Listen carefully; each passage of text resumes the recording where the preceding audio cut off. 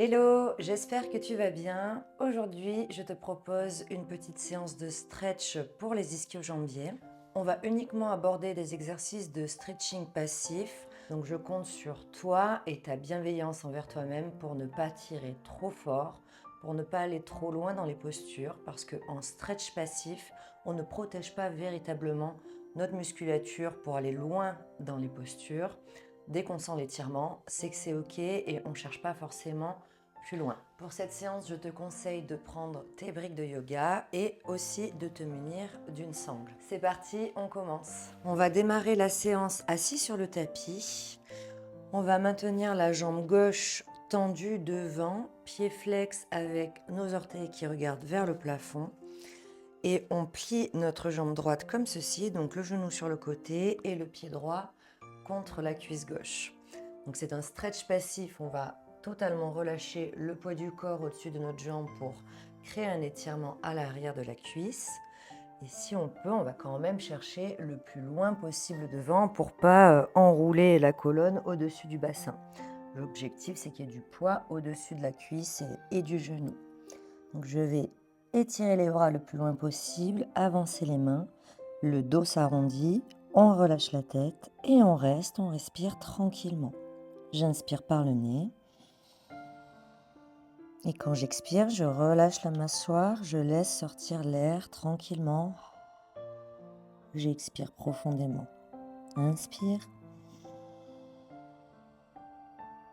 Et expire. Par la respiration, j'essaie de détendre tout le tonus musculaire. Et s'il y a besoin de fléchir un petit peu le genou gauche, on peut. Parce que ça peut tirer beaucoup.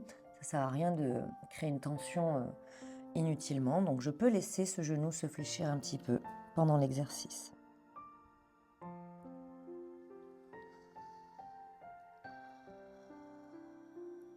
Voilà, chaque respiration, on relâche encore plus le poids du corps au-dessus de la jambe.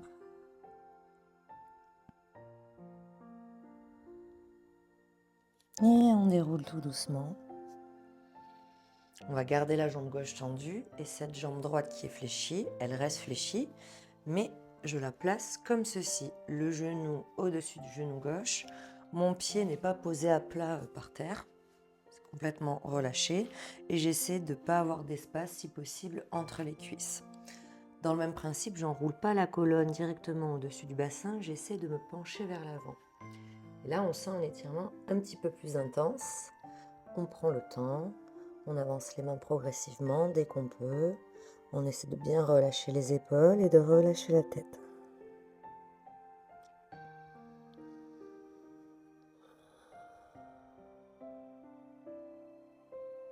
Inspire par le nez et expire par la bouche.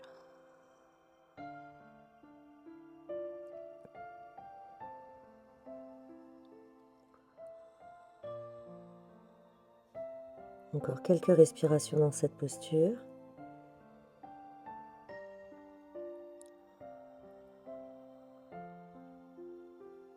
Une dernière fois, j'inspire. Puis j'expire. Et je déroule doucement. On reprend cet exercice avec la jambe droite tendue, pied flex, sans forcer dans la flexion de la cheville, c'est juste les orteils vers le plafond. Jambe gauche fléchie d'abord avec le pied contre la cuisse sur le côté. Petite flexion vers l'avant et progressivement, j'essaie d'aller de plus en plus bas et de plus en plus loin avec mes mains. Et je reste.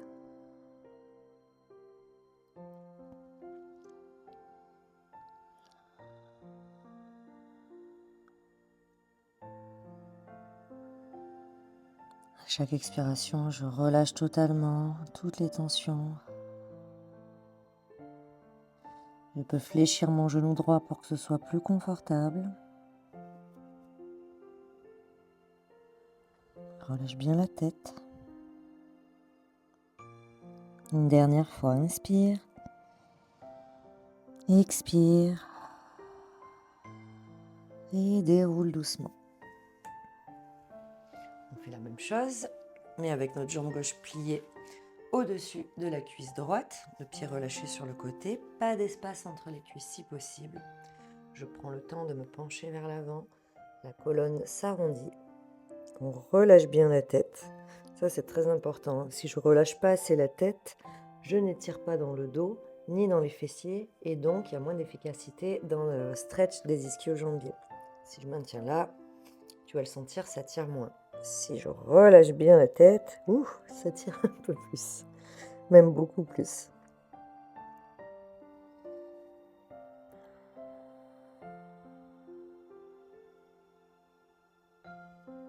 Respire calmement.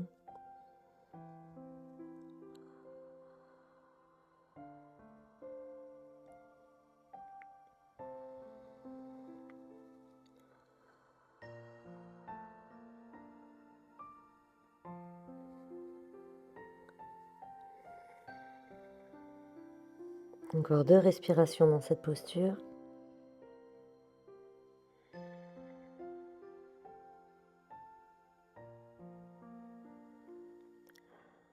Et déroule doucement. On peut décroiser nos jambes.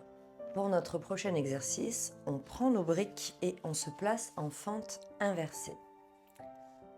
Donc je me place d'abord sur les genoux. S'il y a besoin, je cale quelque chose sous mon genou droit. On va commencer avec la jambe gauche, puisqu'on a commencé avec la jambe gauche tout à l'heure. Donc s'il y a besoin, je cale un petit pad, une petite couverture, quelque chose sous le genou droit pour que ce soit plus confortable. Je ramène ma jambe gauche devant, pied flex, orteil vers le plafond.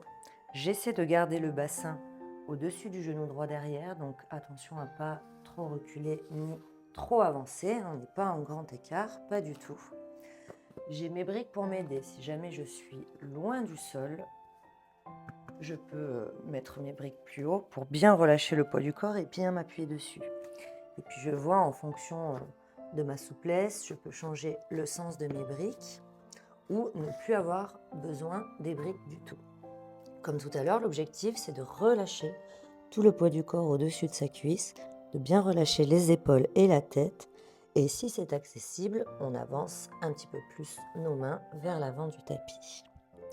Ce qu'on va faire dans cette posture, c'est fléchir au départ le genou gauche. Je le fléchis plutôt bien pour bien étirer au niveau de l'ischion, donc vraiment juste sous la fesse. Ça tire un petit peu moins dans les ischio-jambiers, mais pour l'instant, on reste jambes fléchies.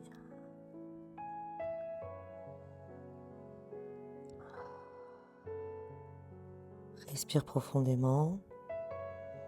Relâche tout le poids du corps au-dessus de ta jambe.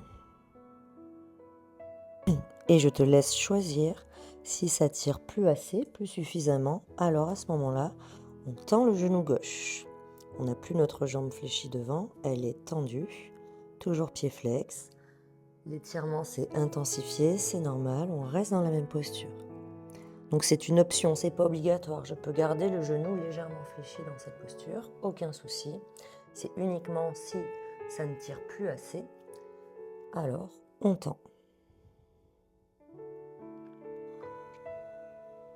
À chaque expiration, je sens les muscles se relâcher, se décontracter, ou peut-être l'étirement s'intensifier.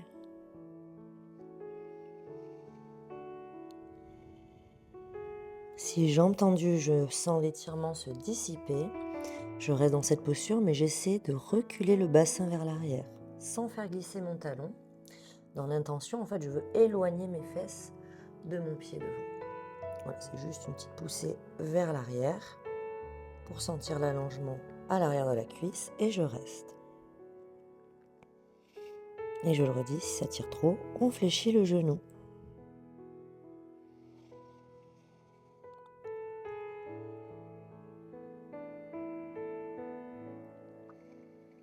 Bien, ramène les mains sous les épaules, au sol ou sur les briques, et tire le bras gauche vers le ciel. On est en torsion vers la gauche. On reste. On essaie de ne pas lever la hanche gauche, on ne déhanche pas, on garde bien les hanches alignées, parallèles au sol.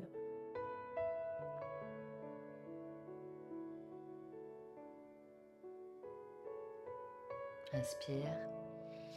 Expire, relâche, ramène la main gauche à côté de la main droite.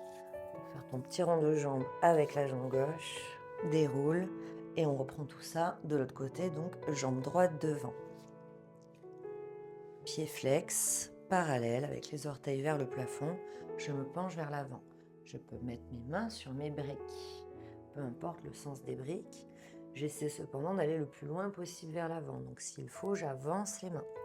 On commence avec le genou droit fléchi et on reste.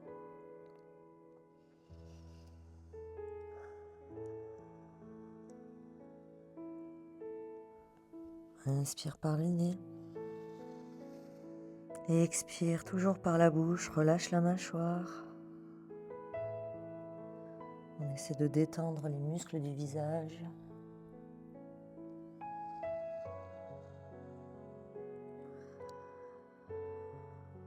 Si c'est ok, on tend notre genou droit. C'est pas obligatoire, mais pour intensifier un petit peu plus l'étirement, je peux tendre ma jambe droite.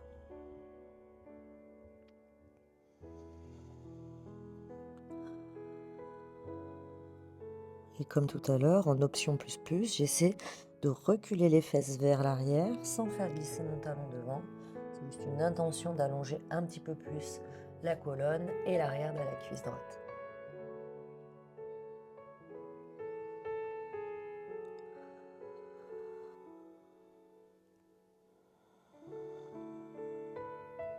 C'est un stretch passif, donc tous nos mouvements sont lents et doux. On essaie de ne pas faire d'à-coups, de ne pas descendre trop bas, de ne pas aller trop loin. On va à son maximum et si son maximum c'est beaucoup plus haut, et ben on reste ici.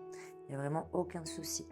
À partir du moment où tu sens que ça tire, c'est que c'est ok. Et au plus tu vas pratiquer, au plus tu vas gagner en souplesse et gagner en amplitude. On maintient la main gauche sur le tapis ou sur une brique. Donc je le répète, peu importe le sens de la brique. Et on étire le bras droit vers le ciel. On part dans une torsion. Sans lever la hanche droite, sans déhancher. On reste quelques respirations ici.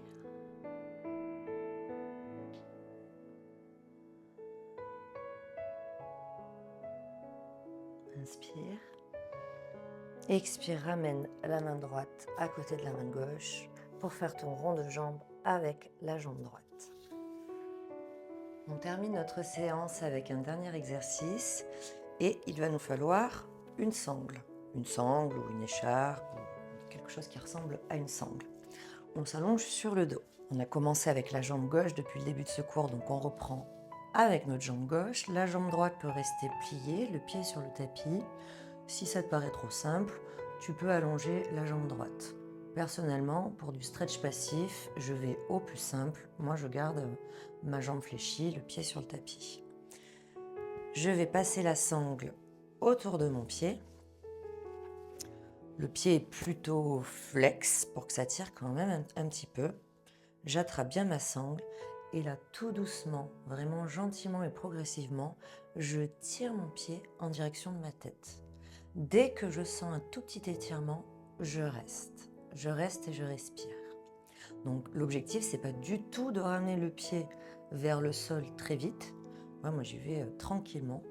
Si je veux travailler en souplesse active, si on était dans un autre cours, par exemple, si je travaillais en souplesse active, je pourrais ramener le pied beaucoup plus près, beaucoup plus vite de ma tête. Mais là, c'est pas du tout l'objet de ce cours.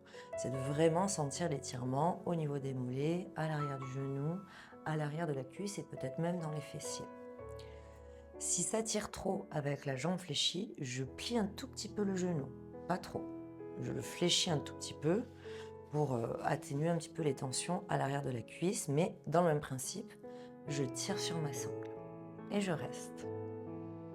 Donc genou fléchi ou tendu. Tendu, ça tire un peu plus. Hop là. Je tire sur ma sangle tranquillement et dès que ça tire, je bouge plus, je reste. J'inspire toujours par le nez et j'expire profondément par la bouche. La jambe peut trembler, c'est normal. L'étirement est intense et comme je le disais en stretch passif, la musculature ne se sent pas protégée et soutenue. Idem pour les articulations. C'est pour ça que la jambe tremble un petit peu. C'est un signal d'alerte. C'est pas grave, c'est normal. Et c'est pour ça qu'on prend le temps.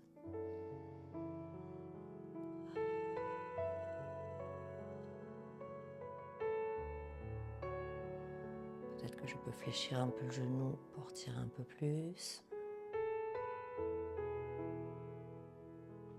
Puis je peux retendre si c'est OK.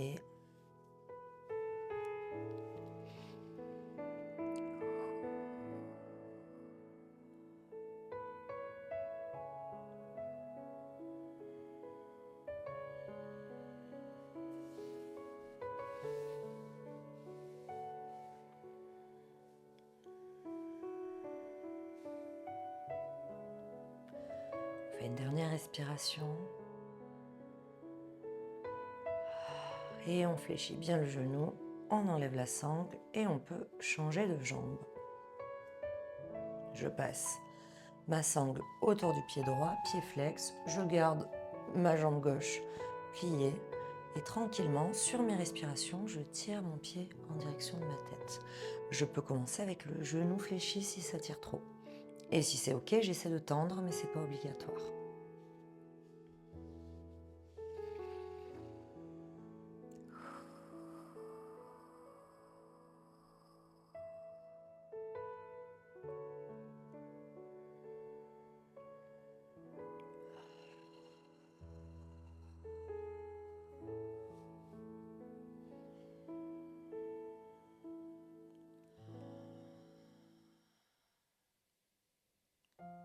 On essaie de garder les lombaires plaqués sur le tapis. Attention à ne pas soulever les fesses du sol. J'ai bien le pied à plat sur le tapis aussi.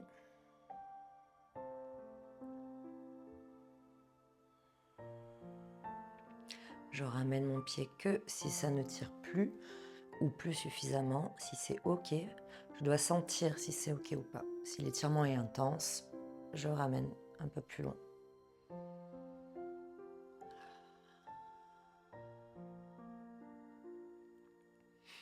Pour gagner en souplesse, ça demande beaucoup de temps, surtout si on ne veut pas se blesser. Parce qu'on pourrait progresser plus vite en réalité, mais le risque ce serait de se blesser, ce ne serait pas une souplesse durable. C'est-à-dire qu'en une séance, même je pourrais aller beaucoup plus loin, mais c'est pas ça le but. Moi, ce que j'ai envie de vous enseigner, c'est une souplesse durable et sécure. Dites-vous, moi il m'a fallu des années pour assouplir mes jambes, parce que même en étant danseuse, j'étais pas souple du tout, je vous le promets. Donc j'ai dû en faire des séances chez moi quasiment tous les jours pour progresser, et pendant des années. Parfait. Et on relâche, plie la jambe et on lève la sangle. Voilà, on a terminé notre séance de stretch spécial ischio-jambier. Vous avez vu, en fin de séance, j'ai fait un petit rappel sur progresser en souplesse, quel temps ça peut prendre. Moi, c'est un vrai parti pris que j'ai pour ma pratique personnelle et lorsque j'enseigne. Rien ne presse, ne vous pressez pas. C'est le meilleur moyen de vous blesser. Et de vous blesser même grièvement et finalement de perdre totalement votre souplesse. C'est tentant, je sais, c'est très tentant de vouloir progresser vite. Et puis aujourd'hui, beaucoup de coachs incitent à progresser vite, à pratiquer beaucoup, à pratiquer intensément. Pour moi, ça ne vaut que pour les professionnels de la danse, du sport ou de la gym, par exemple. On peut pratiquer intensément et progresser vite. Et encore, j'y mettrai quand même une réserve. Moi, je vous propose un accompagnement sécure et durable. Je vous l'ai dit, je faisais partie de ces personnes pas souples. Je vous jure que c'est vrai. Je parle un peu, mais si vous êtes encore là sur la vidéo, vous pouvez m'écouter jusqu'au bout.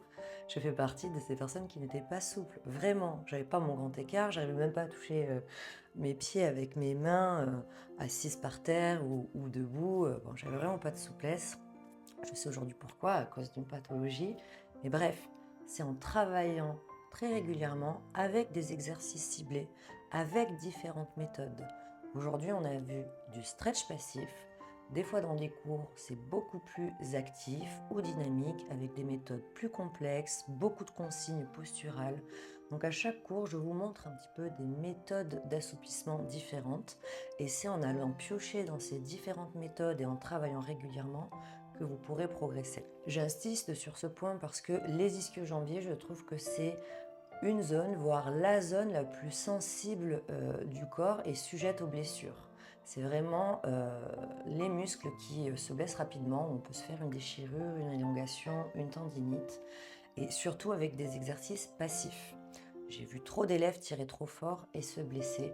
Donc c'est pour ça que je fais ce petit aparté pendant et en fin de cours. On y va tranquillement, faites-moi confiance et les progrès arriveront petit à petit. Merci de me faire confiance et d'avoir pratiqué avec moi aujourd'hui et j'espère à très bientôt.